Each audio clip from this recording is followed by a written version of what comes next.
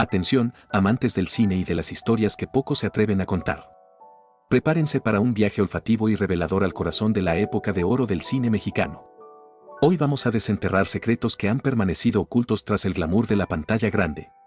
¿Están listos para descubrir una verdad que, aunque incómoda, añade una capa fascinante a la leyenda de sus ídolos? Comenzamos con el más grande, el inmortal Pedro Infante. Su nombre evoca virilidad, romanticismo, el charro cantor que enamoró a millones con su voz y su sonrisa. ¿Quién podría imaginar que detrás de ese carisma arrollador se escondía un aroma que, digamos, no siempre era de rosas? Pedro Infante, el hombre del pueblo, el que venía de abajo, nunca perdió su conexión con sus raíces humildes. Y eso, a veces, se traducía en hábitos de higiene que no eran los de un dandy de la alta sociedad. Se dice que Pedro era un hombre de trabajo incansable, que sudaba la gota gorda en cada escena, en cada concierto. Y ese sudor, sumado a una posible aversión al baño diario, lo convertía en una experiencia olfativa para aquellos que tenían el privilegio o la desdicha de estar cerca de él.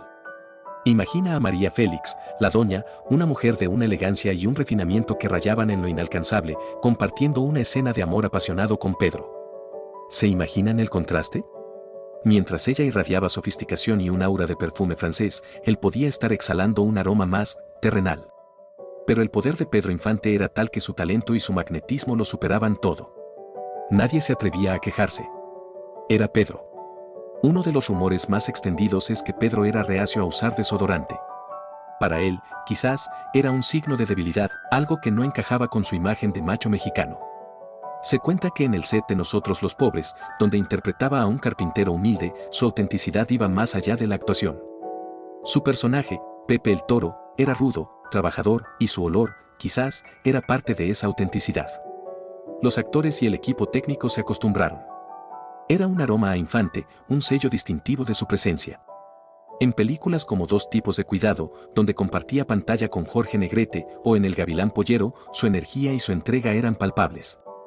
Y esa entrega, para bien o para mal, venía acompañada de una huella olfativa única. Se dice que los maquillistas y los compañeros de escena tenían sus trucos para disimular, pero la verdad es que Pedro Infante era un hombre que sudaba, y ese sudor era parte de su esencia, parte de su arte. Un hombre que se entregaba en cuerpo y alma, y a veces, eso significaba que no olía precisamente a violetas. Pasamos ahora a otro pilar del cine de oro, el hombre de la voz de trueno, el elegante Jorge Negrete. Si Pedro Infante era el ídolo del pueblo, Negrete era el caballero, el hombre de mundo. Pero incluso la elegancia tiene sus secretos. Y el secreto de Jorge Negrete, según cuentan las malas lenguas, era un persistente olor a tabaco y, en ocasiones, a algo más. Negrete era un fumador empedernido. No era raro verlo con un cigarrillo entre los dedos, incluso entre tomas. El humo del tabaco se impregnaba en su ropa, en su cabello, en su aliento. Pero además del tabaco, se rumorea que Jorge, a pesar de su porte impecable, tenía problemas con el mal aliento y, ocasionalmente, con un olor corporal que no era el más agradable. En películas como Ay Jalisco, No te rajes, o Allá en el Rancho Grande, Jorge Negrete personificaba al charro mexicano idealizado, fuerte, orgulloso, galante. Pero la realidad era que este galán, a veces, tenía un aliento que hacía retroceder a sus compañeras de reparto. Se dice que Gloria Marín, su gran amor en la pantalla y en la vida real, a menudo se quejaba de este detalle, pero el amor, como el cine, todo lo perdona. La anécdota más famosa sobre Negrete y su olor corporal se refiere a su supuesto descuido con la ropa. Se decía que a veces no se cambiaba de vestuario tan a menudo como debería, o que las prendas no siempre estaban tan limpias como la apariencia de su personaje requería. En una ocasión, durante el rodaje de una película, un miembro del equipo se atrevió a sugerirle que usara un desodorante. Negrete, con su carácter fuerte y su orgullo intacto, lo miró con desdén y respondió: mi olor es mi marca personal. Si no les gusta, que no se acerquen. Su porte de caballero, su voz imponente, su elegancia innata, todo eso lo hacía perdonable. Negrete era una estrella que brillaba con luz propia, y si esa luz venía acompañada de un aroma peculiar, era un pequeño precio a pagar por el talento que desprendía. Era el charro cantor, y su aroma era parte de su leyenda, una capa más de autenticidad para un hombre que no se preocupaba por las nimiedades de la higiene cuando el arte lo llamaba. Y ahora, hablemos de la belleza, la elegancia personificada, la primera estrella latinoamericana en triunfar en Hollywood, Dolores del Río. Una mujer de una sofisticación inigualable, un ícono de la moda y el estilo. ¿Cómo es posible que una figura tan etérea y perfecta pueda estar en esta lista? Aquí la historia es más sutil. más un rumor de un perfume desafortunado que de una falta de higiene. Dolores del Río era conocida por su obsesión con los perfumes. Siempre usaba fragancias caras y exclusivas, buscando dejar una estela memorable a su paso. Sin embargo, se dice que en ocasiones, la combinación de su perfume con su química corporal, o quizás un exceso en la aplicación, resultaba en un aroma que no era precisamente agradable para todos. No era un mal olor, sino un olor demasiado, un perfume que en lugar de complementar, saturaba. Imagina a Dolores, impecable en cada detalle, su rostro perfecto, sus vestidos de alta costura. Ella creía que su aroma era una extensión de su glamour.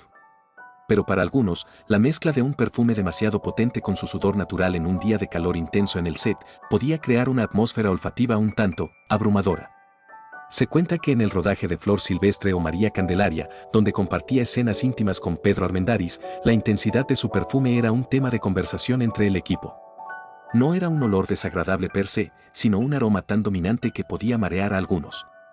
Dolores era una mujer de extremos, y su amor por los perfumes no era la excepción. Ella creía que un buen perfume era una declaración de intenciones, una forma de marcar su presencia. Y lo hacía. La anécdota más curiosa es que, supuestamente, algunos actores y actrices, discretamente, llevaban consigo pequeños pañuelos con unas gotas de su propio perfume para neutralizar el ambiente cuando estaban cerca de ella. No por maldad, sino por la necesidad de respirar aire limpio. Dolores del Río era una leyenda, y como toda leyenda, tenía sus extravagancias. Su perfume, aunque a veces excesivo, era parte de su aura, un rasgo distintivo de una mujer que vivía y actuaba con una pasión desmedida. Ahora llegamos a El Mimo de México, el inigualable Cantinflas. Mario Moreno Reyes, el hombre que encarnó al peladito, al vagabundo con una filosofía única. Cantinflas era el pueblo hecho actor, y su conexión con la gente común iba más allá de sus personajes. Y, al igual que Pedro Infante, su origen humilde a veces se manifestaba en ciertos hábitos. Cantinflas, a pesar de su inmensa fortuna y fama, nunca perdió su sencillez. Se dice que era un hombre práctico, que no se preocupaba demasiado por las formalidades de la higiene personal. Su olor, según las anécdotas de la época, era el de un hombre que pasaba horas en la calle, el de un trabajador, el de un peladito auténtico. No era un olor a sudor rancio, sino más bien un aroma a tabaco, a comida de fonda, a ese olor a pueblo que lo caracterizaba. En películas como Ahí está el detalle o El gendarme desconocido, Cantinflas interpretaba a personajes que encarnaban la esencia de la gente común de la Ciudad de México. Y su olor, quizás, era parte de esa inmersión en el personaje. Los que trabajaron con él lo recuerdan como un hombre amable, pero con un aroma peculiar, una mezcla de tabaco, café y esa fragancia inconfundible de la vida urbana. Se cuenta que Cantinflas era de los que creían que un buen jabón y agua eran suficientes y que el uso de desodorantes o perfumes era una extravagancia innecesaria. Para él, la autenticidad era lo más importante, y si esa autenticidad venía acompañada de un aroma particular, pues así era. Sus compañeros de escena, acostumbrados a las peculiaridades de las estrellas, simplemente aceptaban este rasgo como parte del paquete Cantinflas. La gente lo amaba por su ingenio, por su habilidad para satirizar la burocracia y la vida cotidiana. Y ese amor era tan grande que nadie se fijaba en detalles tan mundanos como el aroma que desprendía. Cantinflas era un genio, un observador agudo de la sociedad, y su olor era parte de su autenticidad, una marca de su conexión inquebrantable con el pueblo que lo elevó a la categoría de leyenda. Finalmente, llegamos al Pachuco de Oro, el talentoso y carismático Germán Valdés Tintán. El rey de la comedia, el músico versátil, el hombre que trajo el estilo pachuco a la pantalla grande. Tintán era un hombre de la noche, de los cabarets, de la bohemia, y su olor, al igual que su estilo, reflejaba esa vida. Tintán era conocido por su vida nocturna activa, sus largas horas en los clubes y sus fiestas interminables.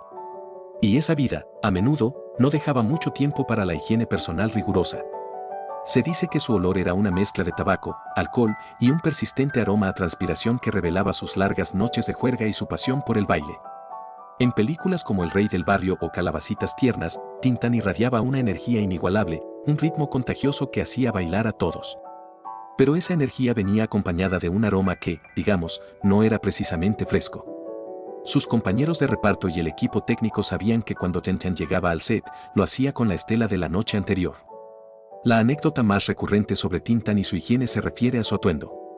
A menudo usaba el mismo traje de pachuco durante varios días de rodaje, sin que éste recibiera una limpieza adecuada. El resultado era una prenda impregnada de los olores de sus noches de bohemia. Sin embargo, su talento era tan grande, su carisma tan magnético, que nadie se atrevía a quejarse. Era Tintán, el hombre que hacía reír a carcajadas, el que irradiaba una alegría contagiosa. Su olor era parte de su personaje, parte de su autenticidad como el pachuco que desafiaba las convenciones. Era un aroma a vida, a excesos, a la pasión con la que vivía cada momento. Y el público lo amaba por eso. Tintán era el alma de la fiesta, y su aroma, aunque no siempre agradable, era un testimonio de su espíritu libre e inquebrantable. ¿Cuál de estas revelaciones te sorprendió más y te hizo ver a tu ídolo de una manera diferente? Déjanos tu opinión en los comentarios y comparte esta fascinante verdad con otros amantes del cine.